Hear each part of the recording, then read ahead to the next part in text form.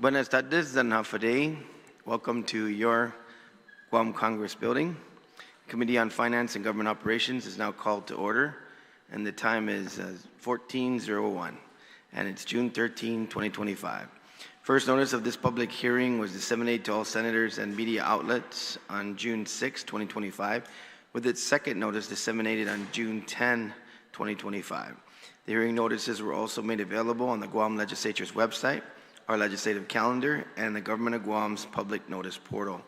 The committee will now hear Bill number 44-38 COR, introduced by the Committee on Rules by the request of Magaʹhågan Guåhan, the Governor of Guam, in accordance with the Organic Act of Guam, an act making appropriations for the operations of the executive branch of the Government of Guam for fiscal year ending September 30, 2026, making other appropriations and establishing miscellaneous and administrative provisions relative to the Customs and Quarantine Agency, CQA, who's with us this afternoon. Joining me for this budget hearing so far is Senator Talataitigui and now Senator Sean Gumatauta, thank you. And your Oversight Chair, Senator Jesse Lujan, is en route after wrapping up another meeting. So thank you to the Customs family for being here. Those testifying on Bill 4438 COR relative to the Customs and Quarantine Agency, please take your seat at the hearing table, and you've already done that. Chief, the format for today, I'm going to go ahead and allow you to open and go through your budget, or whoever you designate to do that. And if it's not going to be yourself, then I'll have you introduce your team, and if anyone's going to be speaking, then they can open up by introducing themselves and address the committee. But for now, I'm going to go over some rules real quick. Before we begin, I'd like to remind everyone in attendance of the Legislature and Guåhan's general rules of conduct. Individuals testifying shall first be recognized by the chairperson before speaking and shall state their full name for record-keeping purposes. Questions and testimony shall be confined to the substance and the nature of the bill on the agenda. Personal inferences to the character or motive of any senator, individual testifying are not permitted. The chairperson of the committee may order the removal from the hearing of any member of the Legislature in Guåhan or the public audience who fails to observe proper decorum pursuant to the 38th Guam Legislature standing rules. Any violation of this general rule of conduct will result in immediate removal from this public hearing room. Folks, as is customary, I will ask you now to rise and be sworn in by our Sergeant at Arms. And then we do this every time for the budget. I'm sure most of you are aware. Sarge, please proceed. Please raise your right hand.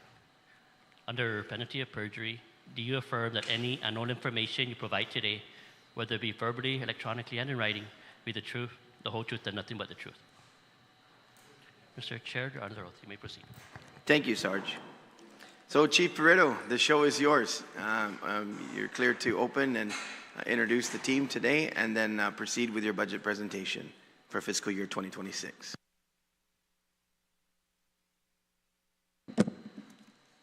My name is APPROPRIATIONS, and I am the Director for the Customs and Quarantine Agency. I would like to thank you and the members of this committee for giving us the opportunity to be here today to request and share with you the rationale behind our continued need for support. I would like to also introduce my team that's with me today. To my right is the Chief of Customs, Vince Parrish. To his right is Colonel Francis Freheron. To his right is Assistant Chief Franklin Gutierrez.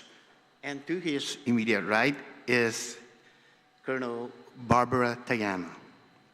To my left is my program coordinator, Pilar Carbolito. To her left is our ASO, Clarice Briggs. And to her left is Captain John Rick Pangilinan.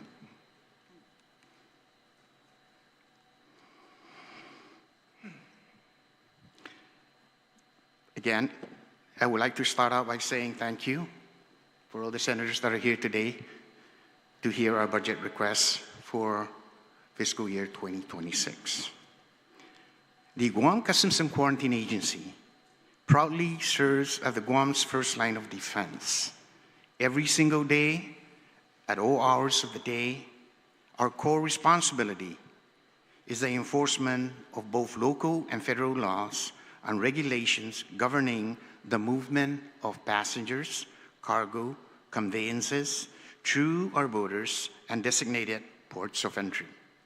At the same time, we are tasked with facilitating legitimate trade, commerce, and travel. We fulfill this dual role in close coordination with our local, federal, and private partners, continuously working to strengthen these relationships to enhance Guam borders security and infrastructure. Our daily operation includes screening and inspection of arriving passengers, vessels, aircraft, merchandise, and various goods to prevent the unauthorized or illegal entry of illegal drugs, contraband, injurious pests, and diseases, to include unsafe and counterfeit products and other criminal elements. Our mission is preventive, protective, and rooted in service to our island. We do our best to safeguard the health and security of our people of Guam, to foster an honest economy, preserve our vulnerable environment, and improve the quality of life for all. Despite the many challenges we face, I remain deeply proud of the unwavering dedication and professionalism displayed by the men and women of our agency. Both our officers and civilian personnel exemplify long-standing commitment to duty that continues to define our success. Despite existing limitations, our agency has remained diligent and productive. During fiscal year 2025 to date, we have processed 1,147,907 passengers at Antonio Wampat International Airport and Anderson Air Force Base, and cleared a total of 8,544 arriving aircrafts. Additionally, we processed 1,144 cargo flights, 343 inbound maritime vessels, including 4 passenger vessels. We have cleared 2,935 pieces of foreign mail. We have also responded to the illegal entry of 7 nationals from the People's Republic of China this fiscal year. This fiscal year, our officers successfully intercepted 104,547 grams of methamphetamines, 1,278 grams of fentanyl, 1,014 grams of cocaine, and 2,777 grams of marijuana, to include 33.2 grams of illegal pharmaceuticals. Unfortunately, the majority of these drugs continue to come to the U.S. Post Office. We have made dozens of intellectual property rights inspections in which we seized 11,719 pieces and 2,223 pairs of counterfeit goods. And our Biosecurity Task Force, consisting of our Agriculture Canine and Biosecurity Unit, have intercepted a total of 189,501.5 pounds of various agricultural products due to the presence of pathogens, actionable pests, prohibited entry, smuggling, and other reasons of non-compliance. We currently have 128 sworn customs officers. 32 officer trainees are currently within our 15th cycle and are in the interview phase of an additional 13 trainees. Our optimum number of uniform officers is actually at 300. With our current number of sworn officers, we are at 43% of optimal officer staffing. Anticipating the graduation of this additional 45 trainees during FY26 will bring us to just over 58% of our optimal officer staffing. Furthermore, we have 16 support staff. An optimal number of support staff within our agency is at least 30.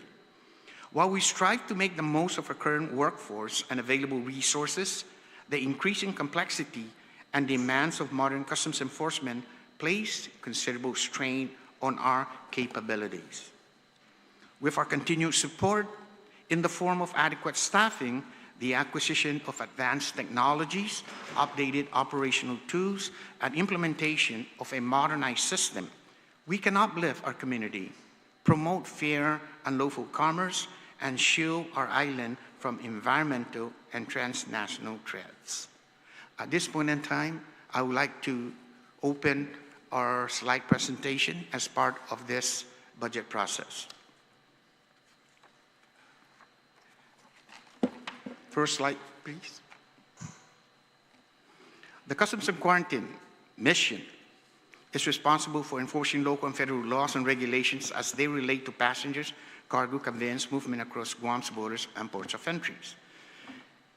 We have 5 ports of entries at this point in time: Antonio B. Wampat International Airport, Jose D. Lenguer Commercial Port, Magaʹhågan Boat Basin, the U.S. Postal Service main facility, and Anderson Air Force Base. Next slide, please. We have 4 divisions within the agency. The first one is Inspection and Control, which deals with border facilitation and management. And of course, they are located throughout the 5 ports of entries. We have the Special Enforcement, which deal with criminal investigation and assets. Under this particular enforcement division, the units are the Agricultural Canine Unit, the Drug Detector Unit, the Biosecurity Task Force, Contraband Enforcement Team, the Maritime Interdiction Task Force, and the Federal Task Force sections, to include the Office of Intelligence and the X-ray Unit. The next division is Logistics and Support, with fines, fees, and forfeitures, research and development, property evidence and control, records management, and training. And the fourth one is, of course, the Administrative Office, which deal with the procurement, payroll, accounts receivable, inspection fees, budget, human resources. And then you will see the Director's Office, in which I house the Private Secretary, the Chief of Customs, Internal Affairs, Executive Officer, Public Information Officer, and the Response Activity Coordinator, to include Program Coordinator 4. Next slide, please. Current staffing, optimal uniform officers is approximately 300. Support staff is 30. Current uniform officers at this point in time is 128. We have 45 customs trainees that are undergoing training at this point in time. And of course, support staff is 16. Next slide, please. Fiscal year 25 accomplishments. During this particular fiscal year, we've graduated the 15th cycle, 32 customs trainees on board, and 13 customs training positions being interviewed. I'm sorry, I said graduated. That's the 15 cycles that's undergoing the academy at this point in time. We acquired 22 vehicles added to the fleet to include the federal surplus fleet of 10 vehicles. We added 9 new drug detector dog units. And of course, out of this 9, we did provide support of 2 canines to GPD and 2 canines to DOC. The remaining 5 stayed with the agency. We added 3 new agricultural canine teams, which deals with the agricultural inspection at the airport and cargo. As I mentioned earlier, drug seizures, fentanyl. The total fentanyl that was intercepted in fiscal year 2025 is 1,278 grams, or approximately 2.8 pounds. Methamphetamine is 104,547, or 230.5 pounds. Cocaine, 1,014 grams, or 2.2 pounds. And of course, marijuana is 2,777, or 6.1 pounds. Illegal pharmaceuticals, of course, is 33.2 grams, or 0.1 pounds. Agricultural seizures that were recorded total 189,501 pounds. Intellectual property rights is 11,719 pieces and 223 pairs. Next slide, please. Continuing on, response to 7 unannounced entries of nationals from the People's Republic of China. Moving on, CQA rent, costing 90% completion of A&E headquarters relocation to the airport, and we will accomplish that this year. We have promotions of assistant chief, in which 2 were promoted. We promoted 5 supervisors and 7 CQ3 positions, to include 11 that were promoted to CQ2. promotion of administrative assistants this year is 2, and successful convening of the 27th OCO Annual Conference in May 2025, hosting over 50 customs administrators or administrations from the Pacific and international partners, which took place just 3 weeks ago. Facilitated the arrival of 4 cruise liners down at the port with a total of 1,671 passengers. And lastly, we have reached more than 3,000 students and residents through our 42 community outreach events or programs. Next slide, please. Fiscal year 24 budget requests. General fund for our budget this year is $14,680,116. Funding from the special fund is $7,651,633. Total requests for fiscal year 2026 is $22,331,749. Next slide, please. We've also presented a chart here on the arrivals at the airport, which showing that we are actually just maintaining a little bit higher than last year's arrival, because if you look at the chart, a lot of it has a slight increase, some months has slowly decreased. Next slide, please. Fiscal year 27 budget breakdown. This is the breakdown insofar as how the funding within the agency is broken down. For category 11, salaries from the general fund is 1.7 million. Of course, logistic division is 2, airport operation is 5 million, maritime is 2 million, and CQ officers training is about 12 million. Airport operation is also 139,824, with a total of 12,243,553, and that is coming from the general fund.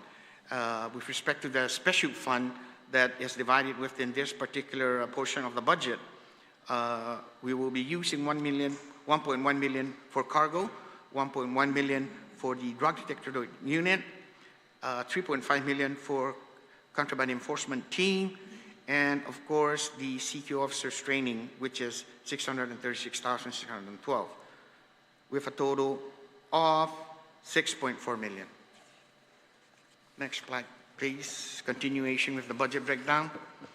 Again, under the director's office, 503,907 is allotted from the general fund.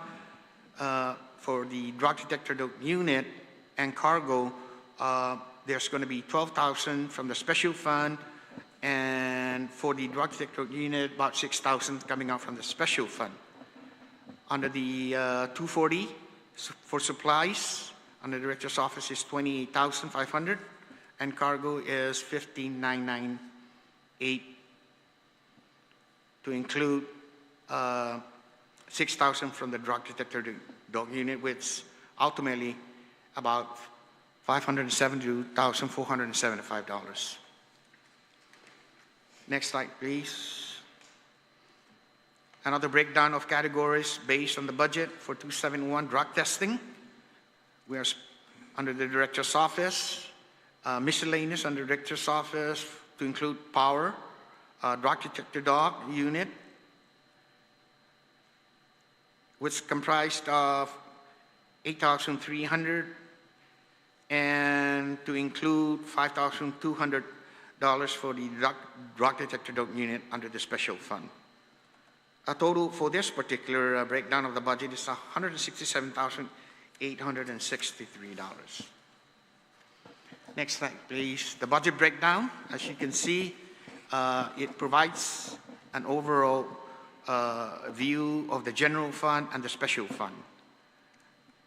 And under the general fund for this particular budget is 1.7, and for the special fund is 1.1, with a total of 2.8 million. Looking at the right side of this particular breakdown is the cost of rent that we're paying for fiscal year 2026 in the amount of $2.8 million. Next slide, please. So in addition to the budget request, we are also requesting for additional requests. And in this additional request that's not included in the budget, we are looking for assistance and support in providing the following: $170,025 for the Port Security Grant 2023 local match that we need to provide the federal government in order to receive this grant. That's a matching grant. We will also like for an additional $200,000 for acquisition of additional baggage X-ray machines at the airport. This is very crucial for us. We would like to replace those machines. They're obsolete, they're old, and we need to get moving with technology. $150,000 for maintenance of the additional canines that we're procuring. And this will entail for veterinary service, food, and other incidental that the canine will be absorbing. $251,253 for additional rent of current areas occupied by GIA. And this additional funding that we requested is due to the tariff increase that the Airport Authority has imposed for fiscal year 2026. A $1.3 million Phase 3 of CQ Modernization Automation Project. Again, this is the funding that we had requested and was provided to us through the ARP funding. But because the contract was not signed in a timely manner, they had to take back the ARP funding and remove it elsewhere. And so now we're requesting for the additional $1.3 million to complete this phase of the automation project. $150,000 for equipment acquisition and integration into the SmartNet law enforcement communication system. The law enforcement agencies here in Guam, headed by the police department, is entering into the new SmartNet system, and we would like to request funding to acquire some of those radio equipment for the agency so that we can be compatible with the Guam Police Department in case of inclement and disastrous problems here in Guam. The $636,612 is for 10 additional customs and quarantine trainings. In the existing budget, we only have 10 FTEs that were provided to us, and we would like to request an additional 10 to match the 10 to increase that to 20. So the total request that we're requesting, additional requests, is about $2,857,890. Next slide, please. Our goals for 2026 is, of course, graduation and integration of 45 new CQA officers, reestablishment of Anderson Airport's base section. We've seen a lot of movement up at Anderson. There's a lot of activities. We're looking at expanding our capacity there to provide that type of service in this particular area. We are also looking at continuing 100% drug testing for all officers. We are establishing a new unit for CQA, which is a CQA drone unit. It's a technology that is now being provided to our agency, and we would like to get into that mode of operation. Graduation and deployment of 9 additional K9 detector dog teams.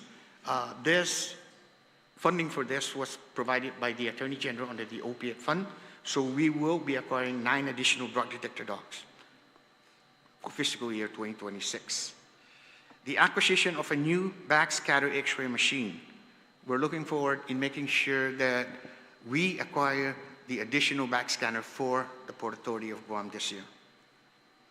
And I did mention something about replacement of the baggage X-ray machine at the airport, and that's the funding that we're going to be requesting, the additional funding. Submission of an updated modernization customs clearance rules and regulations. So we have proposed legislation that we are working on to ensure that we continue to enhance our rules and regulations to include upgrading and revisiting our mandates as it relates to the ports of entry. We are also looking at working and completing the submission of the CQISC fee adjustment. This is the funding that is collected under the special fund, and we are looking into increasing that type of fees within the agency. If I'm not mistaken, the last increase was back in 2014. Next on our list, we will be hiring an A&E in fiscal year 2026. This is the A&E that is being produced for the container inspection station down at the port. Funding for the A&E was provided by the Congressional Office of Congressman James Moreland. Legislation to strengthen customs authority at the Port Authority. Again, we are reviewing that particular legislation, and hopefully that we can forward that legislation to our chair. Realignment of the post law enforcement force structure. We are targeting for 2026 to implement the post law enforcement force structure. And of course, we would like to continue recruitments of the CQ customs trainees. With that, Mr. Speaker, thank you for giving me the opportunity to present my slides for this particular budget hearing. Now open for any questions. Chief Barreto. And so basically, as I look at your budget request and look at what came out of the digest, it looks as though your other than your supplemental request, your request is the same as the governor, the ceiling that they had given you. Yes, a very slight increase, less than 1% as compared to fiscal year 2025. Yeah, it looks like about 207,000 in terms of the variance over what was requested. Okay, well, first of all, I'm going to go ahead and go to your oversight chair to open up for the questions. So, Senator Guåhan, please proceed. Thank you very much, Mr. Chair. Good afternoon, Director and Senator. staff. Thank you very much. It's been a while since we've met. Mr. Director, you know, staff and I have been researching monies that actually were supposed to come your way. But can you confirm to this body, for the record again, can you confirm there's approximately maybe $8 million, maybe $8 million plus, that was redirected or withheld from a previous administration from CQA? And what was the intended use of those funds at that time? And how has that decision impacted CQA's operation and long-term capacity to fulfill its mandate? Thank you for the question, Senator. If I'm not mistaken, that particular incident happened back in 2017, where $8 million was diverted from the special fund, out of Customs special fund, to, I'm not too sure which agency was it given to, but yes, I was made aware that $8 million was removed from the Customs special fund. And of course, when you remove $8 million, that's a lot of money. So if you look at the fiscal spending from 2017 to 2019, when I became director, we saw a lot of challenges. Recruitment was at a stalemate. The agency didn't have the ability to continue recruitment process, to buy the needed equipment for the agency. Even when I came in 2019, the backscatter machine was down for 1 year, and they couldn't repair that machine because there was no funding for it when I came in. So that was my knowledge, and I'm pretty sure the chief can enlighten us, because that happened in 2017. Yeah, can you please, because I need to get it on the record, because I mean, again, you know, we know the challenges, the constant challenges that we have, And I know you're needing more funds as well now, and I'm just wondering if those funds, again, had ever been recovered, or is there a process of recovery? Not to my for those- knowledge. Not to my knowledge. Okay. You wanna? Thank you, Senator. So you're asking, of course, right, $8 million. Says, what do you need it for? Back in the years before this administration started, we were currently operating with record numbers of tourists and arrivals into the island. And every year they base the amount of the capping of our budget based on a formula. And we were struggling, as the director had mentioned, regarding hiring, promotions, you name it. We were struggling. Yet there was a windfall of $8 million that was somehow taken away from the special fund and moved into whatever program area it needed to be moved into. And I recall many years ago during that time that we were always trying to build capacity, and we're trying to build capacity now. Our officer count stands around 128, and I keep going back to almost every time we testify at the budget. Back in our heyday, we had over 220 plus officers, but we constantly struggle with recruitment and retention, most especially retention. For the last few years, because of the budget law that was passed, it allowed the Guam Customs and Quarantine Agency to be able to recruit at least 20 officers per year. Now imagine if we had the $8 million back then, what we could do with it. So to answer your question, I'm not sure where the money went, but if there's a way for us to recover that money, it would go to great lengths to at least closing the gap on whatever shortfalls we're facing as an agency. So let me ask you this. So the diversion of those funds, they were diverted to other entities or programs not related to CQA? If it were provided to Customs, we would know through the regular accounting process. So whatever funds were moved, we don't have any documentation that shows the paper trail, at least for us. Senator, just to elaborate on that, I'm pretty sure that Department of Administration can probably answer that question. Okay. Yeah, Mr. Chairman, I have other questions, but this is very disturbing because this kind of reminds me of a 911 situation where funds were diverted from 911, and if I'm not mistaken, those funds have since been restored. And it's very disturbing to hear this and to have it confirmed that such a thing had happened.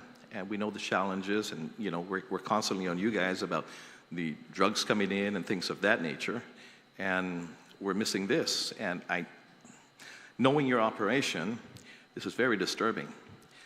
So I have other questions, but I mean, I want to concentrate on this and how, I don't know how we're going to be able to do this, Mr. Chair, but I want to work on trying to get that recovery.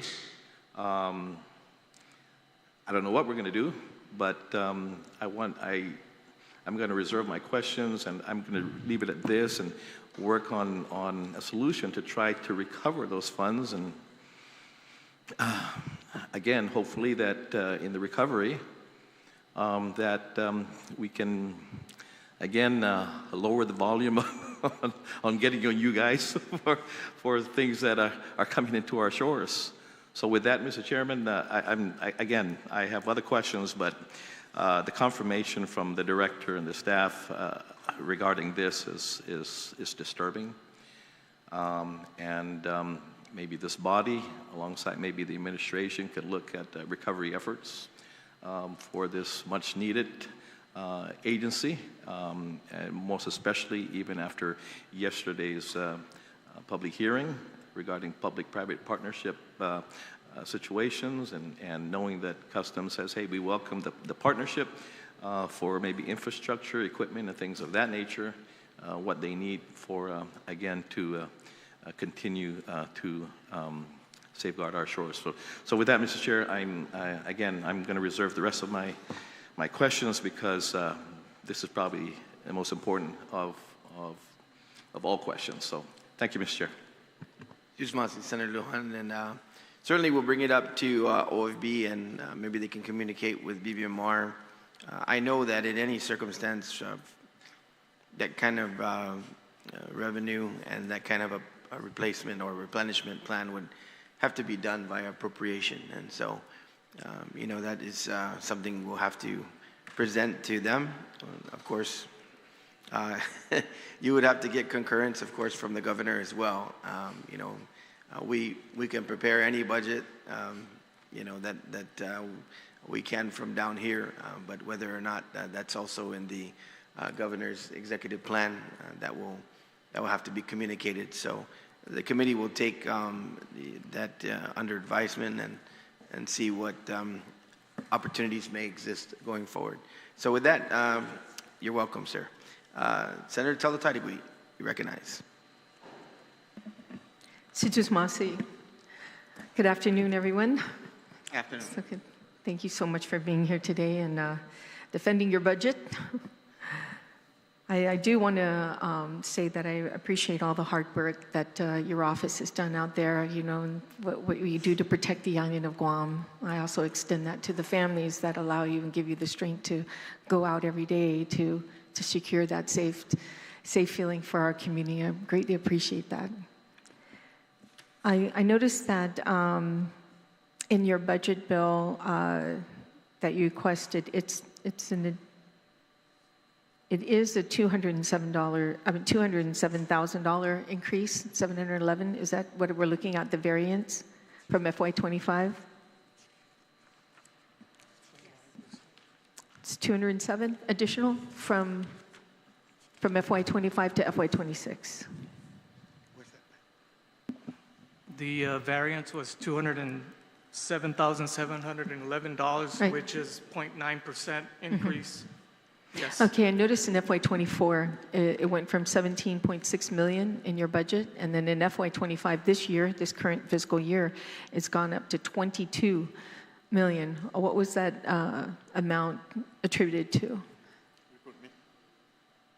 In FY24, you received 17.6 million, but FY25, you now receive 22,1.24038, and I just wanted to know what the bulk of that increase went to.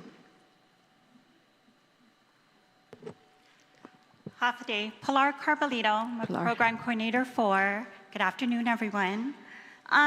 So our increase from that 2024 budget through 2025 to 2026, our increase, of course, is all within recruitment, promotions.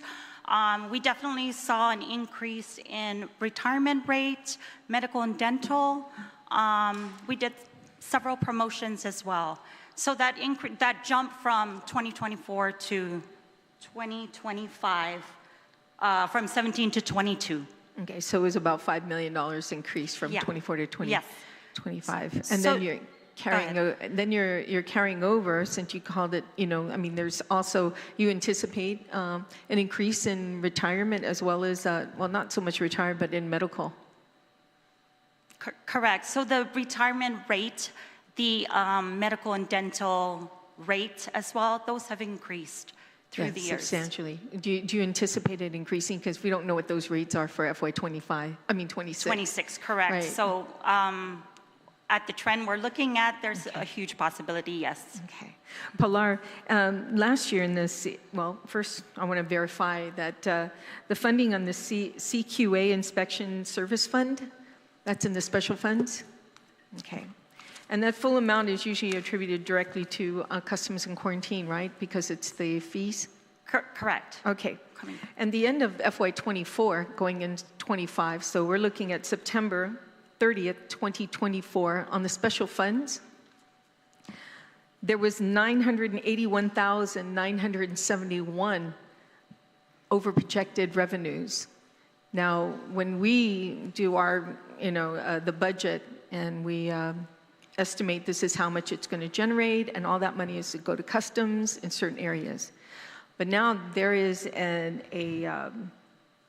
overage, a surplus at the end of FY24 of that $981,000.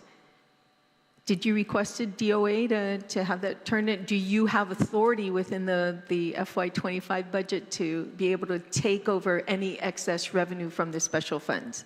Yes, ma'am, that is correct. We've actually requested that. That is something that we've worked with within this fiscal year to purchase additional vehicles. We hired an additional, it funded for 10 customs and quarantine trainee, and I believe we're going through the IFB process for ZBV. I'm sorry, the handheld X-rays, the handheld X-ray scatters, and so we needed additional funds for the bid for that, so we utilized it from that funding source. Okay, so then DOA did transfer that excess revenue? Yes, ma'am. To you, so you did receive it? Yes. Okay, now that's good to know. Yes. That's good. And it's good you follow that too, because Yes. it didn't always give you a surplus for quite some time. Right. So any extra, within any funding source, we're going to do our due diligence to try and get as much as we can to assist in our operations. Just out of curiosity, because that's a particular fund that I know you keep an eye on a lot of times, Pilar. So what is the estimated projected revenues for FY? Are you projecting based on your data, anticipating for the CQA inspection special fund?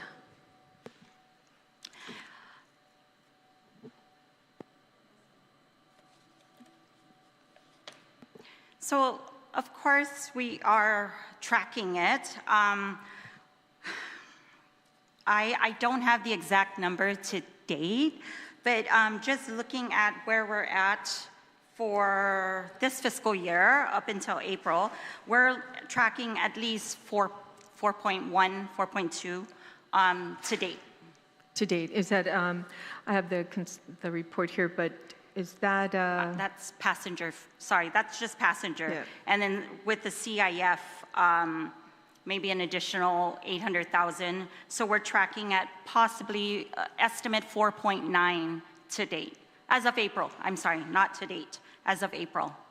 Well, what I have here on March 31st, 2025, the end of March 31st, there's a negative of $107,000 that's tracking right now for at least at the end of March. I don't have the April one in front of me, but hopefully those numbers will pick up somewhat, and hopefully anticipated to pick up, but I would keep a strong eye on that because I know that you rely on this funding source very much so. Also, you received 9, it says you received 9 canines from the opioid settlement fund? Yes, that's correct. So actually, the Office of the Attorney General, the opioid settlement, actually we're looking at 18 drug detector dogs. However, we had to break it down in phases of 9. So our first set of 9 we received back in, I want to say October. Mm-hmm. So that's the 5 to CQA, 2 to DOC, and 2 to GPD. And so we are currently in our procurement process. It's with GSA at the moment, so we're hoping that that goes through soon. And so that's the additional 9 to close out the 18 drug detector dogs we're procuring. And all this is coming through the opioid settlement fund, correct? That is correct. For the additional 9. Now, the 3 new agriculture canine unit teams, where did that funding come from? It's USDA. That's a USDA? Yes. Funding. Now, in order to house the dogs and care for them and veterinarian costs and such like that, where are you pulling from your budget to cover that cost? So to be perfectly honest with you, please. So the 18, actually within the 18 dogs that we procured, that's just to bring the dogs here, to get to bring the dogs here, get them trained up. But really what we're looking at is we kind of lean on our federal partners, so BSP, we are a subrecipient, and so they handle like the vet care, but it's not enough. So that's something, you know, we wanted to go back and explore. The Office of the Attorney General we were very fortunate to work with them. So I'm hoping if we have a little left over from the current, if we could utilize it to take care of the vet care services as well as dog food. Yeah, The that was the housing point for there. the dogs, the kennels for the dogs, where are they at? So currently, we actually, through USDA, we kind of did a renovation of the kennels. So we have space and we have room to house 18 drug detector dogs. So there are space for the 9 that's coming. And the maintenance on the building is being kept up? Have you put any money aside to make sure that it's maintained? Yes.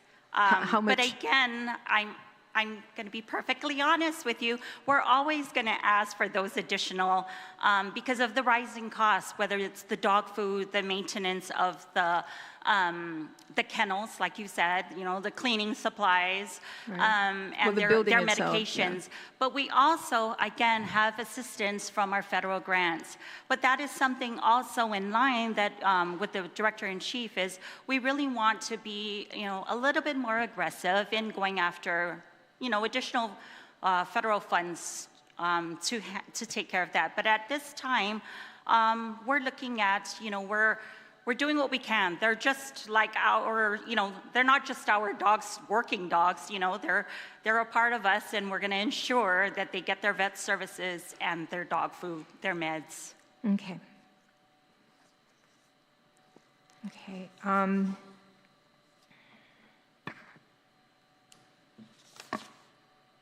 And you provided a lot of good information that I was looking into. I really don't have any other questions, but appreciate all the hard work that you're doing there, and the fact that you are aggressively looking after federal funds is very, feels good to know that you're not just not doing anything and expecting the general fund to carry you through, because a lot of times that's what most agency does. They Yes. just want money from the general fund and don't want to look. We also have to say kudos to BSP because we work closely with them. They're always willing to help us in what we need. And so, you know, that's another thing, is to be able to collaborate with the departments that do have that assistance for us.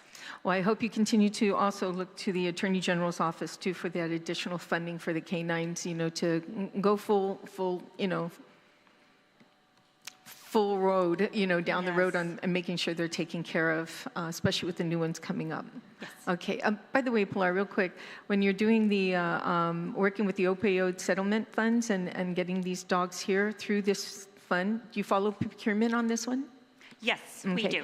And because it's a opioid settlement, did you have the governor's signature on these 9 dogs that were brought in? So because we're going through our local GSA, General Service Agency, they're the ones that issue, we go through the recruitment, the requisition, we enter it. It's GSA who executes the purchase order. And in the purchase order, it says what we're awarded, and it's signed by the acting chief procurement officer.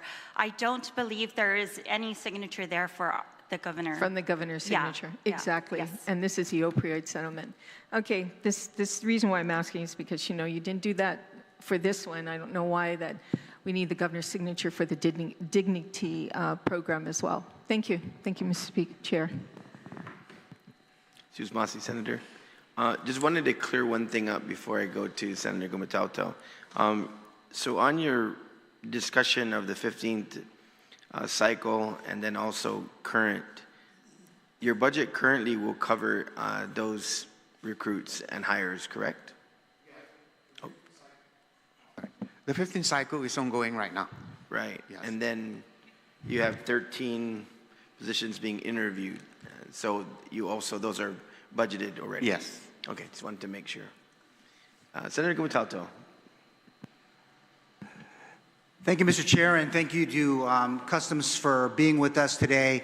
I do have a kind of a handful of questions, but I'll go ahead and ask them, and then just a couple of things from your own presentation. First off, let's talk a little bit about your employee retirement and medical and dental benefits.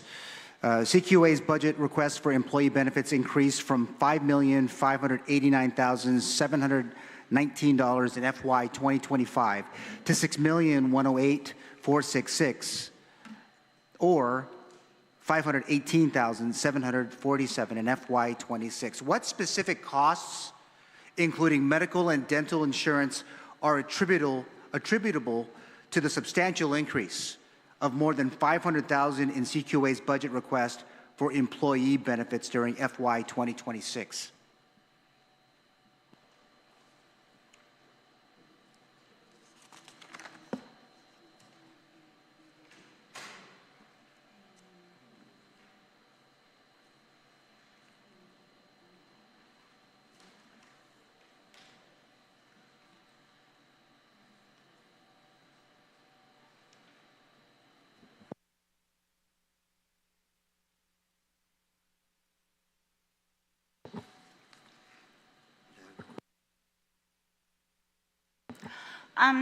I'm looking at what I have in front of me, taking a look at it. I know we went through recruitment cycle of, I want to say, 40 trainees from 24 to 25. So it's really the sustainment is also an increase. I apologize, I don't have that breakdown, but I can get it for you. But the sustainment of these trainees, so they're coming in as a trainee, they're at an entry-level step, and then when they graduate, after they go through the whole cycle, they are automatically promoted to a Customs and Quarantine 1, so that is also an increase in the funding. So it goes from, we had 40 we picked up in 24? It was in fiscal year 24, so we picked up 40. So as we move into 25, we have the sustainment again of them becoming a 1. In addition to, with the 45 that we're bringing in, you know, it's always the sustainment of when they, I mean, not the sustainment, the promotion of when they when they're a trainee to a Customs and Quarantine Officer 1. Okay, Pilar, so, okay, let me ask again, and I think that it's important that if you can help answer the question and get it back to the committee, again, I'll ask it. What specific costs, including medical and dental insurance, are attributable to the substantial increase of more than $500,000 in your budget request for employee benefits? I'm hoping that you can at least provide some detail back to the committee, and I think you might want to write them down and send it back to our chair as we are preparing your budget.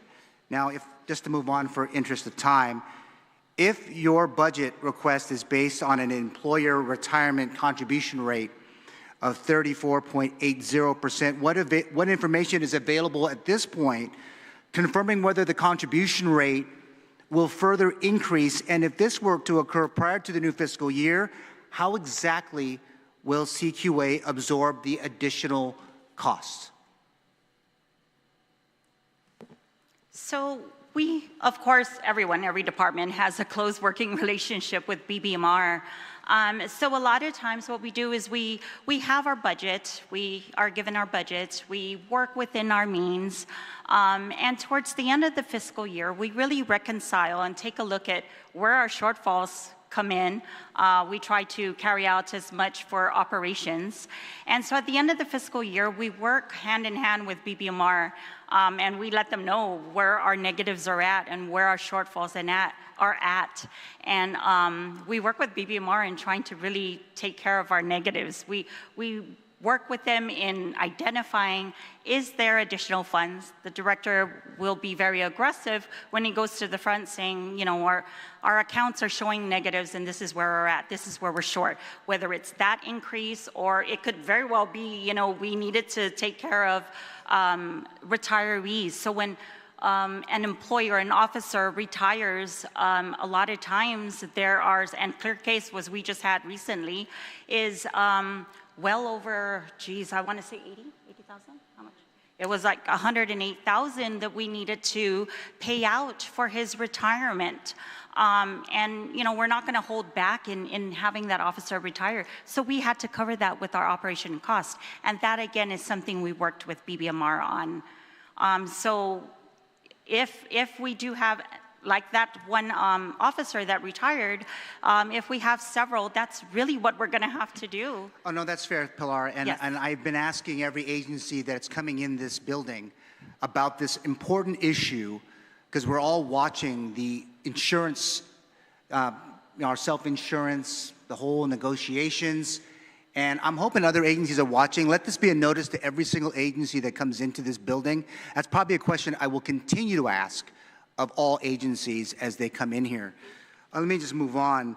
Your budget request for employee salaries increased from $11 million, $11.9 million in 2025 to $12.4 million, or just about over $500,000 in change.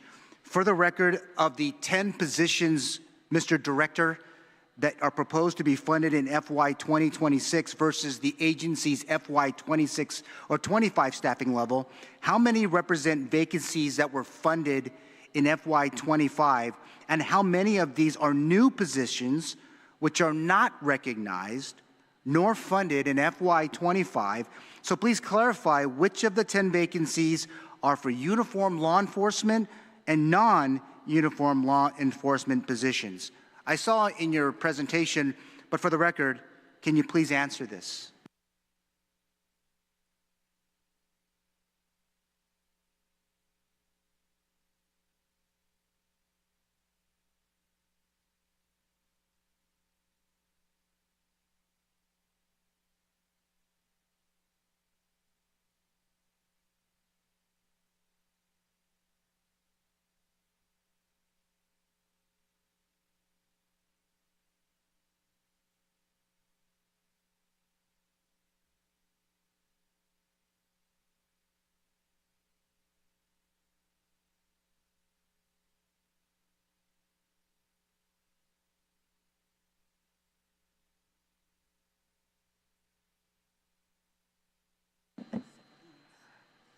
Senator, majority of those positions are for uniform officers. Did you say a majority? Yes. So of 10, them. is it 8, 10, all of them when you say majority? So that could be 7, or all 10 are? All 10, yes. Okay, all right, cool. Thank you for the clarification. Let me move on to your Customs Inspection Services Fund. Based on the Special Funds Report for the period ending April 2025, BBMR anticipates the Customs Inspection Services Fund, which partially supports your operations, and I think it was mentioned by Senator Titagwe, to collect $7.9 million, or just a hair over, just near $100,000 above the adopted levels. Comparatively, the Customs Inspection Services Fund collected $7 million by the end of FY 2024. Now, when we look at this, recognizing that there's an excess in the Customs Inspection Services Fund collections figures for FY 2024 versus your excess collections figure that they're tracking at BBMR for the balance of FY 2025, it's really different. How exactly has the reservation of $1.3 million from your $7.8 million in FY 2025 appropriations as of March 31st impacted your agency operations? It can't all be hunky-dory. Let's be honest. It's a budget hearing, so. Well, from my standpoint, that should be a windfall for the agency, because it's probably, what do you call it, excess.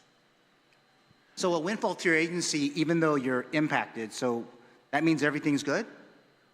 No, that means that that's a funding source that is not allotted to any other programs. Right, but do you need it today? Yes. So what we do is, Okay. when we identify the 1.3, then will make a request. If I needed the additional 10 FTEs that I need to move to get those bodies hired, then I request administration to use portion of that funding. Okay, thank you. Moving along, in late April, I wrote to you, Mr. Director, requesting information on the status of any ongoing efforts to develop the Customs Satellite Inspection Holding and Secured Sterile Facility at the Port Authority. This followed our March 6th meeting with you and your team at the PD-based commercial seaport, and I appreciate the chair for inviting me, and I appreciate your team for hosting and really giving us the view of what we're seeing over at the port. Now, during that tour, the committee learned that you had yet to identify a funding source to support that Customs Satellite Inspection, Holding, and Secured Sterile Facility as mandated by Public Law 34-112. Now, as you know, in July of 2018, the local statute authorized you to utilize a portion of that parcel to develop that facility. Probably more importantly is that when we think about its use, if it's undeveloped for 3 years, there's something would happen to it. I know you're challenged, and I think everyone in this room will recognize the challenges, no question. But when we think about the law, it gave you also time to go and get this facility done. I can tell you right now that as we were talking, there was, and you mentioned a bit earlier, that thanks to Congressman Moylan, he was able to secure for you $2 million for the A&E for this particular facility. And for the listening audience, the program it's the former earmark, if you're familiar with congressional actions, but this community project funding allows members of Congress to request direct federal funding for specific projects benefiting the communities that they represent. The funds are provided through the House Committee on Appropriations, and they can finance a wide variety of projects.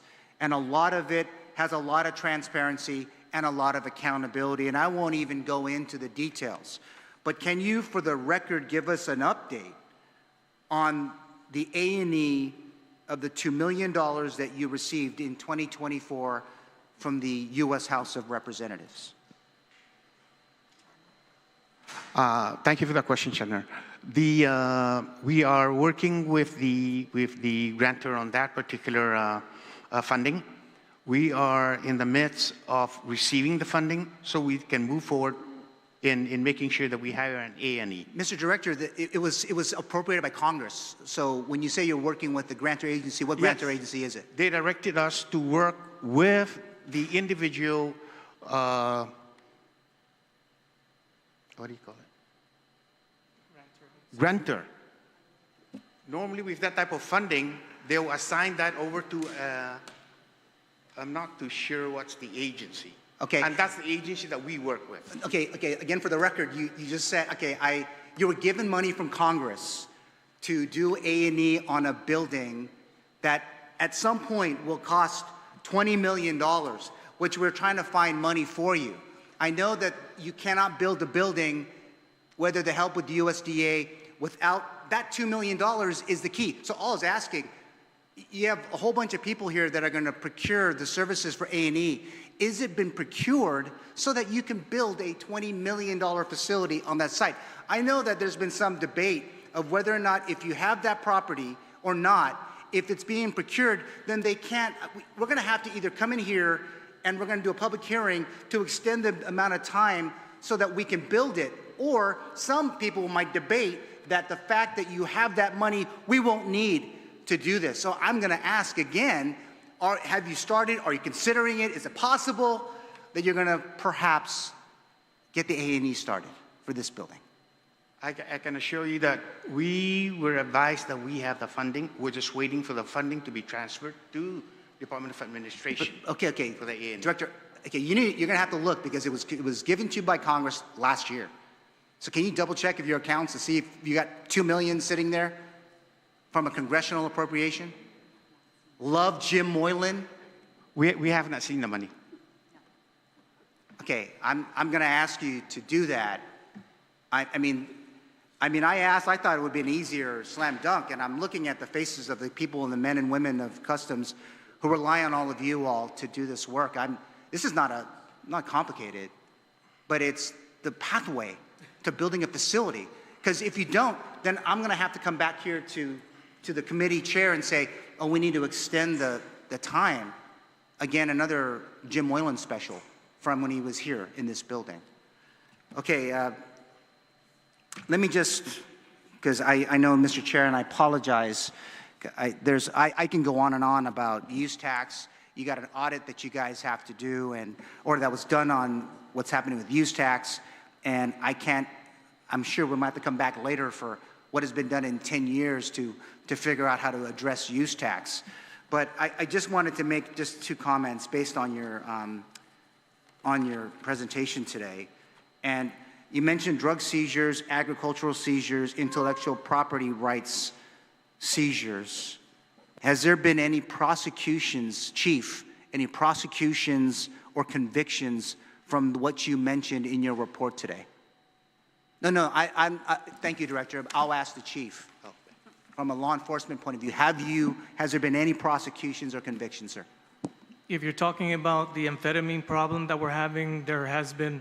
So you have to realize that when our guys are doing these narcotic seizures, working with the federal task forces, many, if not all of our cases go unnoticed by the public because they're all sealed.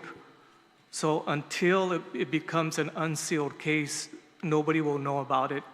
Only the agents who are participating and the federal entities that have been involved. Okay, but Chief, I mean, you came into, your accomplishments were in 2025, fentanyl. And by the way, the fentanyl thing, the DEA says that for every 1 kilogram of fentanyl, it will kill 500,000 people. For the record, you reported today 2.8 pounds of fentanyl seizures in our borders, which could kill every single man, woman, and child on Guam 3 times over. So again, this is law enforcement, as a public safety chair, I'm asking, if you have these, if you're reporting it back to this committee, how many prosecutions have been done, or are there any convictions?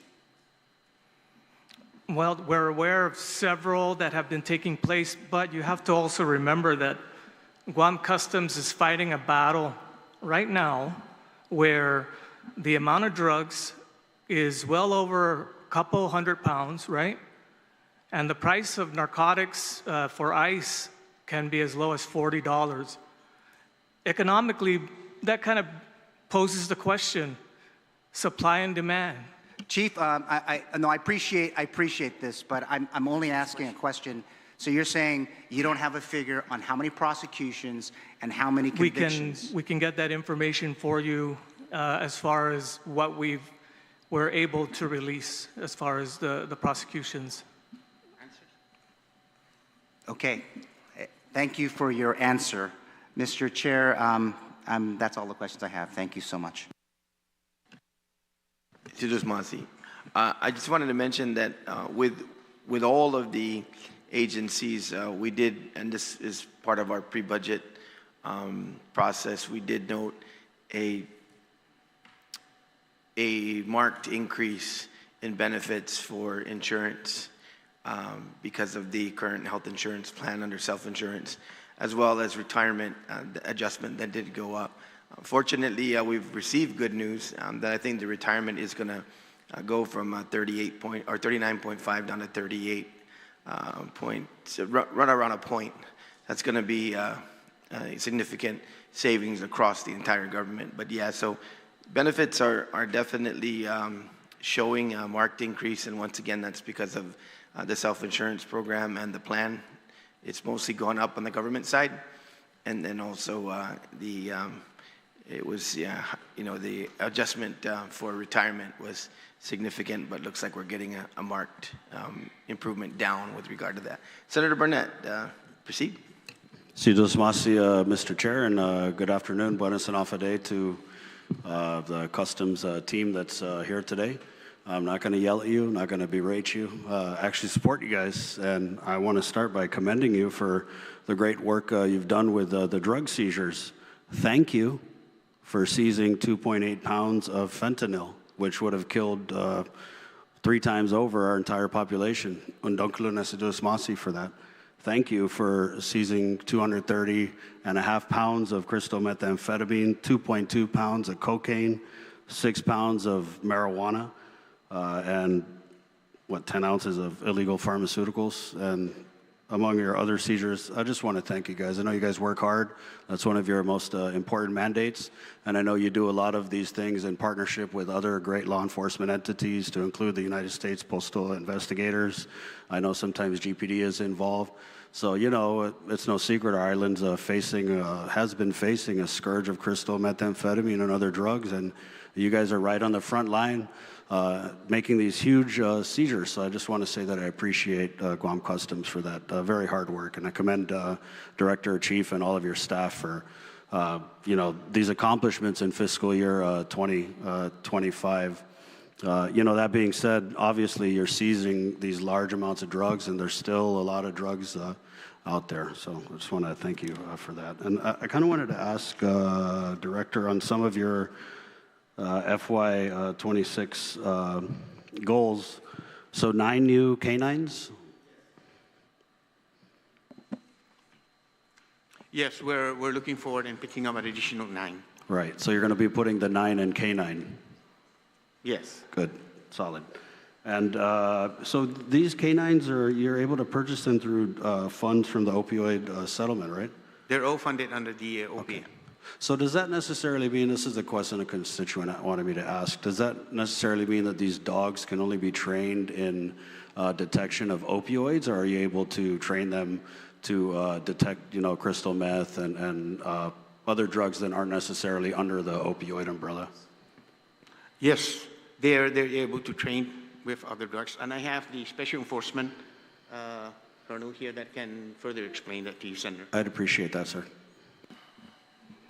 Day, Colonel Franklin Gutierrez with Guam Customs. I'm in charge of the Special Enforcement Division, Assistant Chief. And yes, they're drug dogs. So basically the main there's usually 5 items that we train on: is methamphetamine, cocaine, marijuana, ecstasy, and then heroin, which is part of the opioid. So yes, to answer your question, all 9 dogs will be focusing on drug dogs. And so if I heard correctly, with the addition of the 9, that would give you a total of 18? Is that right? Yes, theoretically, but I know that we're also in the process that we have current handlers that need to be reteamed. So we have some dogs, we're looking at about 3 dogs to retire, because there is a life expectancy of a working dog. So we're looking at bringing in 6 new officers, 6 new canines. So there'll be 6 brand new teams, and then we're going to reteam 3 existing teams. I got to see that retirement package for these canines. Yes.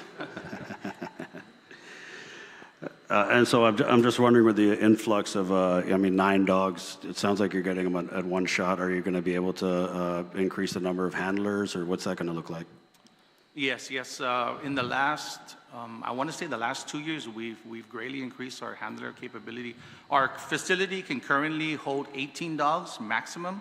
We're looking at the possibility, they're looking for grants to actually expanding our facility. We're working along with GPD, DLC. GPD, for example, they were doing a take-home policy, right. But we feel that a kennel facility is more secure. The reason why they do take-home in the U.S. is because it's further away and they live. It's easier but on Guam, it's a small area, so it's easier to deploy assets out of one main area. So that's the reason why we deploy out of the airport operations. And to answer your question, we're currently assisting DLC and GPD in housing their dogs currently right now, because we're trying to assist them to get their program up and running. So really the goal is to create a detector dog task force for the island. Wow. Is because it's a very technical discipline, and we've been doing it since the 1970s, and we're very good at it, and it's an evolving science, and by training them, we can secure the prison facility, GPD can secure the island, and then we can take care of their borders. And that's really the goal of this program. That's such good news because, when I ran and I first got in, this was the big conversation, as I'm sure you remember, Director, we need more dogs, we need more dogs, we need more dogs, and now it sounds like we're getting more dogs. But above the 18, do you think there's still room for even more than that? Like, what's the magic number? Yes, I believe, gosh, the magic number, maybe 25, maybe 30 would be an awesome adequate for the borders. If we build our facility down at the port, we're looking at actually having a kennel facility down there to house possibly 9 dogs just for maritime operations. Again, when they talk about budgets and things like that, so the opioid settlement pays for the dogs. So we select the dogs, and then we bring them back. So they're pre-trained. They're pre-trained on specific orders, but then we conduct the training on Guam. That's another 3 months, 12 weeks of training. So it's very, very intense. After that, you have the housing, you have the food, you have the veterinarian care, and all that's heartworm. That's all under your budget? That's not with opioid funds? Yeah, so as we increase our teams, our budget's going to have to increase to handle the demand. And then we're going to need assets such as canine trailers, vehicles to deploy the assets out to those locations. Are you able to share without compromising like operational security? What's the breakdown of are they mostly down at the port, or you have them mostly at the airport? So currently, since I took over the Special Enforcement Division, one of my biggest things was to increase deployment activities. So our guys, as a matter of fact, as early as this afternoon, where they were hitting containers at satellite inspections. My director has been really focusing on increasing overall narcotic inspections at the port. So our guys are actively out there. They're looking for it, and it's just a matter of time before we find more stuff. So if you were to have the canine facility down at the port, would you be charged rent? I know you guys know where I'm going with this. I know you know where I'm going with this. I hope we wouldn't, but hopefully we can do a private partnership, maybe. Yeah, we'll own the facility though, yeah. Okay. Yeah, I guess that was my next question. I tried to do some research because I know this comes up every budget cycle where we talk about the amount of rent that you guys pay to the airport authority, with all due respect to the chair who's just sitting right over there. And I know it comes down to the determination of aeronautical, non-aeronautical, but has there been any effort to address this? Is it at all feasible? So that way we save you guys that $2.9 million that you're paying in rent over at the airport. It just doesn't make sense to me. Senator Captain Mendiola, the tariff rate for the rental rate for the airport that we are paying is because we are housed in the airport facility itself. Correct. So I guess your question is Right. So I think what I read is non-aeronautical related have to be charged fair market value for the rent. Right. Yeah. That's how we are being assessed for our space up there. Yeah. And so the only way to escape that, I'm assuming, would be if there was a policy change on the federal level, or if your facilities were housed outside of the airport footprint.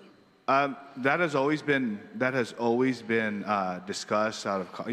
People would mention that. Yeah. But of course our operations at the airport is to service the airport authority with customs services. Right. But to have that discussion, I think having the airport authority with us would only be fair to have them. Sure. Absolutely. And I was just doing some cursory research, and I didn't see anywhere under aeronautical or non-aeronautical where customs would fall in. And they listed all kinds of different potentials for both categories, but I didn't see anywhere in there customs. So yeah, I'll do some more research on that. Thank you. Just to add to Senator Barnett, the history with the rent, with it being incorporated into the customs inspection fee, has been a long topic of discussion, but it was also crafted. It was, to my understanding and from what I've read and what I've understood through the years, is that in order for customs to come to where we're at, where even with the customs inspection fee, these were some of the things that were were incorporated or were added in so that we can, the government of Guam and the government of Guam can avail themselves to a customs agricultural quarantine inspection service charge that we have today to fund customs services and relieve the government of Guam from the general fund for specific customs services. So that's why a discussion with the airport authority is always appropriate when we discuss about what we're paying. Sounds like you're trying not to step on your landlord's toes. Be nice. Always good to be nice. Thank you, Captain. Director Pareto, on your the goals here for FY2026, well, thank you. There's a lot of ambitious things here, but I wanted to ask, there's a couple that I'm not very familiar with. Reestablishment of the Anderson Air Force Base section. Can you just share more details on that for the viewing public? Yes, so sometimes back, decades ago, we had an office up at Anderson, and then we started downsizing, and we made that office a satellite office of the airport. So the airport section that's handling inspection and control will just handle that office on a case-by-case basis. But with the amount of activities that's going on, and we're seeing a lot of this build-up that's coming on, we're seeing an increase in arrivals up at Anderson. And so we need to reestablish that office and operate it on a 24-hour basis. So what's happening? What's happening now, sir? In lieu of the office being there, is there a process? We have somebody assigned daily to go to follow up the arrivals up at Anderson. Okay. And so what's the timeline for the establishment, the reestablishment of that, and then what's the funding component? We're looking within the next 3 months. Okay. That's our target, is to reestablish that. In line, because the airport up at Anderson was damaged by Typhoon Mawar, so it's being renovated at this point in time. So we're working with them to make sure that in line with the opening of that we will provide a proper staffing and additional section. Thank you, Director. And then the establishment of the CQA drone unit. Can you share more details about that? I mean, it sounds very obvious. Yes, that's a new program that was brought to my attention, and I'll have Colonel Gutierrez elaborate on that. Hi, thank you. That was one of my projects that I kind of took it upon myself back in 2020 to looking at the situation and how law enforcement is using drones. So I'm actually a drone certified pilot, and a few of the officers behind me are also certified. So we already have the certification. What we did is we looked into the 2021 and 2022 port security grants, and FEMA and DHS actually appropriated about $180,000 for drones. So we have federal fundings coming in, and so the goal is to establish sort of like what CBP does, is an air wing, but it's going to be an unmanned air wing, right? And utilizing drone technology for to basically protect the island better, right? We have vessels, we can monitor port activities, special operations, coastal areas that we normally can't do, other than you have to look for vantage points. So we can basically eyes in the skies, right? Yeah. And so it is a big project. The fire department has a drone program, GPD. So a lot of us, we went to school together, so we're all pilots together. It's just our goal is to establish this program and basically enhance the capability of the agency. Right, that sounds very encouraging. I wanted to ask, though, you're using the drone technology, I guess, for the bird's eye view part, but what about, and this is another issue that's come up before, access to the CCTV systems that are installed at the port and the airport? Does Customs, do you have access to those systems? Is this something that you want to have access to better be able to monitor and enforce your mandates? Yes, so currently the airport has a CCTV system, and so does the Port Authority of Guam. We do have access into the system, but it's a manual access where we'd have to go into their command center to view it. So for the record, we do have on an as-needed basis. But moving forward, what I've done under the Port Security Grant in 2023 is Customs CQA itself put in for their own CCTV. So that is a process that we're currently, and I believe we have about close to $200,000 to start the port portion of it. So we're looking at placing cameras at the boat basin, the Agate Marina, as well as, and it's going to be a phased out project where we're looking at maybe 8 to 12 cameras to start off with, and then just increase our capacity through the years.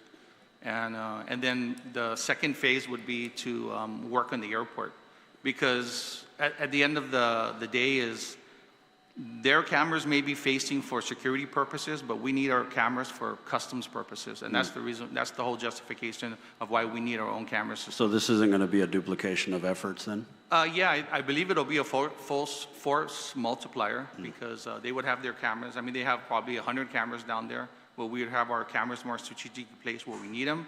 And then, of course, the drones are cameras in the air as well. And so the CCTV program and the drone program kind of work together. Okay, thank you for that clarification, because I had heard that you weren't able to access it, and now you're saying you do on an as-needed basis. But apparently, all those issues are going to be solved by standing up your own surveillance. So thank you for that. Then lastly, Director Pareto, in your budget request, I know that 45 CQTs are pending, which would bring us much closer to that magic number of 300, right? And then in your supplemental request, you're requesting for funding for an additional 10. Is that the max? Can we get any more CQTs in there? Because I think as a body, we have to do whatever we can to get you as close to that 300. I would like to request for higher, but at least, you know. Well, tell us, how many can you fit in a fiscal year? 30 at least. 30 additional? So not 10, 30? Yes. Okay. Yeah, because I know we had the big conference with our counterparts from the Magaʹhågan, and I'd asked you, like, so what's the magic number? And, you know, it's very difficult for us to expect you to meet these challenges, and, you know, most especially to meet your mandates with your short staff was 60-some%. So thank you. So that you could do 30 recruits in a fiscal year. Thank you very much, Director. And again, Sidus Masi to the Customs family for all your hard work, and thank you, Mr. Chair, for the opportunity. Masi, Senator Barnett. So with our oversight chair, he'll make some comments, and then I'll close out for today. Thank you, Mr. Chair. Stand by one moment. Chief Senator, I would just like to yield to one of my officers to further explain something to Senator Gumatauta concerning the A&E. Senator Gumatauta, Captain Mendiola, I know you had some questions about the $2 million that Congressman Moylan secured for us. It still has to go through the grant process that we have. The $2 million is for us. It's assigned to a federal agencies.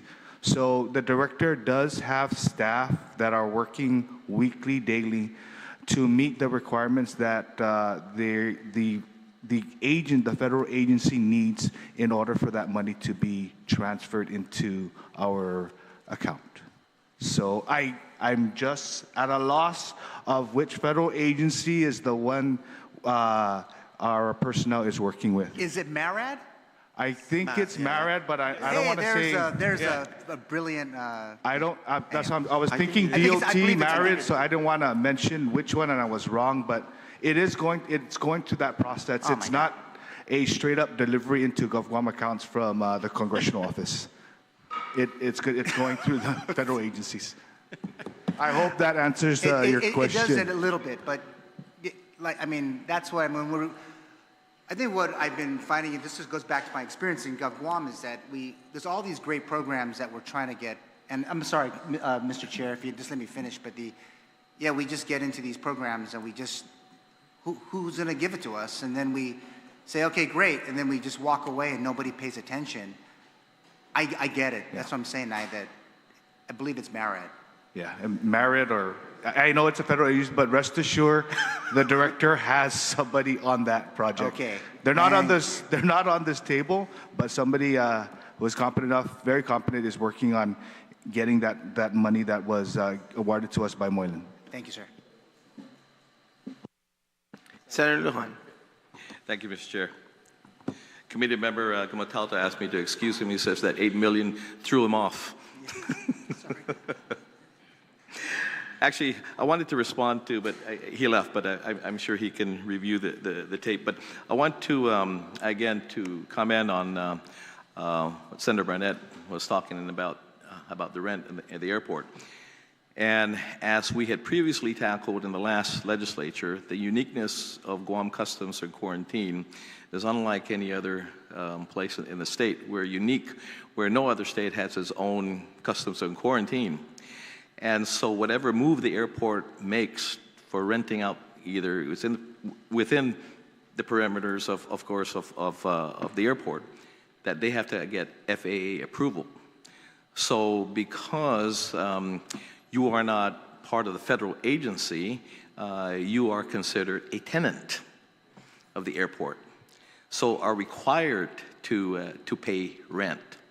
And so, you know, my response to Senator Barnett is, yes, in our meeting, and we're having close discussions actually with the congressman and his policy team. And my main question there is to look and ask the FAA in regards to their grant requirements to try to get an exemption for CQA for Guam, because we are unique. Again, we're the only ones that pay that. And we say it doesn't make any sense because it's a required thing. But because you're not a federal agency, you're unique for Guam, you are a tenant.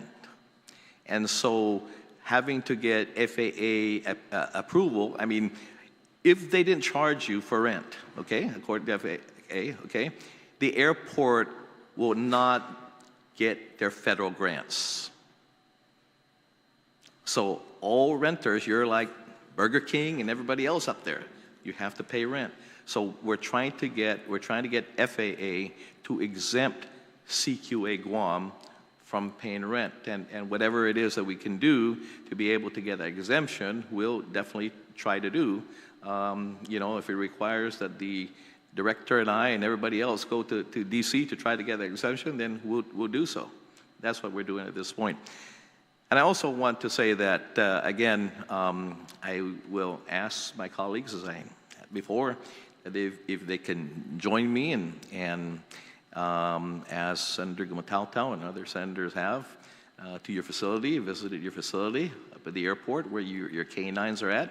And not only at the airport, but also your ports of entry, where your K-9 dogs are at work. And so I will work closely with you, likewise with my colleagues, and hopefully questions that we're asking will be answered by their visit to your ports of entry, and you know, that your dogs are at work. And so I know we added that money to your, you know, because the visit that we had to your facility, that's when your handlers were saying, Senator, sometimes we take our money out just to feed the dogs, you know. And the one thing that was disturbing, I know there was, I think it was the last legislature where Director Berdalio came here and was talking about their lack of funding as well. They said we don't even have funding for toilet tissue and all that. I said, so don't request for dogs because your dogs will starve if you if you don't have money for toilet tissue, you're not going to have money for your dogs, you know. But that being said, again, I want to thank you folks again for the tour, and we'll arrange for again tour with our you know, my colleagues, and yeah, again your handlers, and they showed us their detection, because they showed us, you know, they plant the actual drugs actually that they've I think you guys have confiscated before and all that. They actually plant them, not only up at your facility, but down at the Port Authority when we were down there. And again, you guys do a tremendous amount of work, and thank you very much for that. And I know you need more, and I told Senator Gumatao, $8 million, that's just the beginning, okay? Wait until my other agencies come in here. And then you'll see you will see. But anyway, that being said, again, thank you and congratulations again for their promotions that you've had just recently, and keep up good work, and we're going to do our part to get you the tools that you need to do your work, and congratulations on your new cycle coming up. Yeah. What is your again your I guess, rate of from the folks that start off to the retention from their start to finish? Is it almost 100% from start to finish when they start the cycle? Really? Okay. And how long is that cycle? How long is the cycle? The cycle depends. About 8 months. 8 months? Yeah. Oh, wow. Wow. That's a long time. So it's pretty intense, huh? Yeah. No. Okay, can you tell me? I mean, you guys were talking about a possible to aligning with the post commission. What does that alignment entail? I mean, so if you're aligned with the post, what does that mean to your operations? So I was the former chairperson of the Post Commission, and during my tenure, we ended up adopting what is called the Government of Guam Law Enforcement Officer Force Structure. Mm-hmm. What it is follows a scheme similar to the military, where you have like E1 through E9. At the lower end, you have your guys who are working on the tactical. And then as you move up, you start going into basic supervisory, advanced supervisory, and then strategic leadership. And so in the Post Commission, we see that there's a mismatch of standards. And even when your standards kind of align, the pay schedules for the different law enforcement entities are skewed. And the intent behind the Post Commission is to create standards for training and for education requirements. So since we've adopted the post-LEO force structure, that creates an opportunity for what is called a non-competitive career ladder, similar to what the federal government uses, where they go from a GS 5, 7, 9, 10, 11, 12, non-competitively, and then they compete at the supervisory level. In the government of Guam, as we sit here today, as soon as you graduate as a trainee from the customs or the police or the corrections or whatever academy and you become an officer one, every single promotion after that is competitive, which means that you have to stratify against your peers. You either have to test, opposed to the non-competitive, where if you meet time and grade, time and service, meet the career education training plan, and your performance evaluations are satisfactory, then you will get promoted. And this is a way for us to address the retention issue that we have. If you take a look at what the Customs and Quarantine officers are making compared to our federal counterparts, you see around 32% of the officers who have resigned from the Customs and Quarantine Agency work in the federal government. Some of them are port directors. Many of them are like in high leadership positions. And here in Customs, I feel like we're just a training ground for federal service. So we really need to do something like what the Post Commission is doing with that force structure. So how soon will you be, I mean, you're talking about aligning, so how soon are you thinking to get aligned up? We've already put in a request with the Department of Administration. It's currently under review right now. We're going to be submitting it more than likely next week to try and do the alignment. And at the same time with the post, we also have a subcommittee for the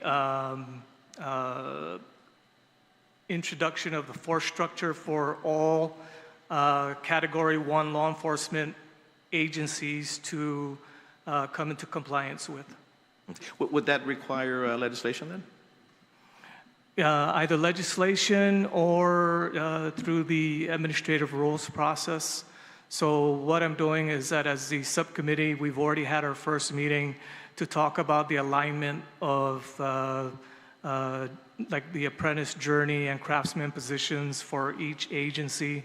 And then that way we can standardize it across the board in the Category 1 area. And then more than likely we might be coming before you to present whatever is the shortest way to get us there.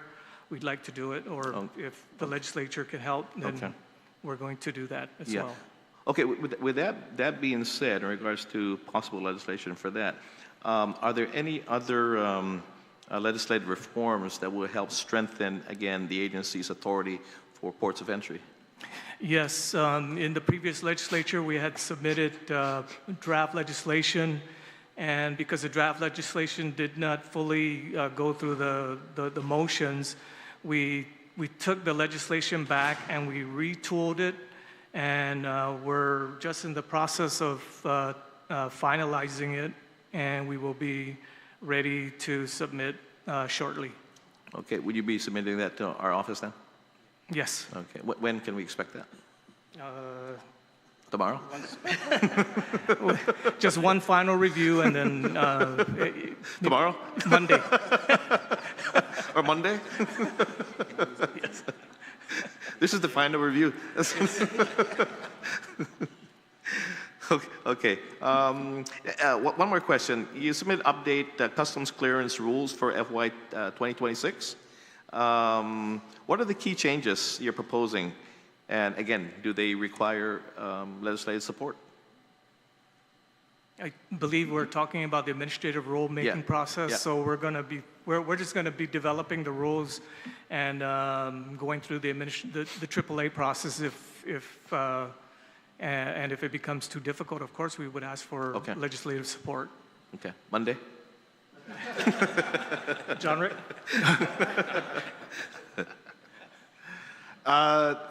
Just to clarify your question, you're asking about the fee and the... Well, your submission for the updated customs clearance rules, yeah. Yes. Yeah. So Senator, that's in line with, those are our procedures that we have in the books now. So those are going to be updated, but it's also going to incorporate the use of HS and more modern best business practices that are being adopted from other customs administrations into that particular rulemaking process. Okay. So that's what that's one of the projects that we intend to complete, as well as the fee adjustments, which we did put as one of our accomplishments. Okay.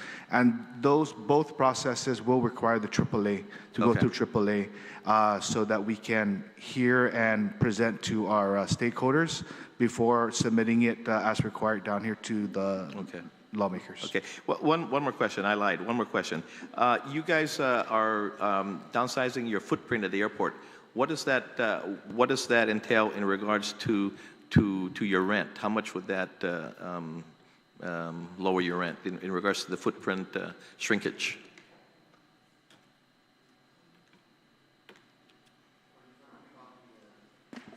The current footprint that we have? Yes. Yes, what we're doing is we're not increasing our footprint. We're just trying to restructure the office to accommodate the administrative offices in Tijan, so that we can move over there, so we don't have to pay rent at Tijan. Okay, but so you're not shrinking your footprint then? You're just realigning? Yes, realigning. Okay, so you won't reflect on your rent. No. But actually, the last time I came in, when you had that one line going, that I think it's been very efficient. I mean, from what I saw that morning anyway, it seemed to go pretty fast. Because in previous times you say, which one is the shorter line? And then you wind up there's a person in front of you and you have to go to secondary. And then they're taking about a half hour. Ay, leche. Anyway, but thank you very much, Mr. Chair. Thank you. You're welcome, Senator Guåhan and Mr. Chairman. So no rush on the deadlines Monday. So I just want to join my colleagues in saying thank you for the work that you do.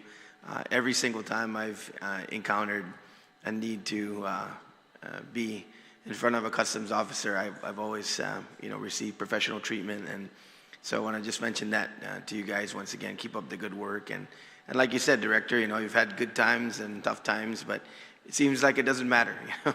When we come in, either at the airport or we're bringing in some goods or the like, for me at least, all my interactions have been very positive, very professional. So thank you once again to your organization.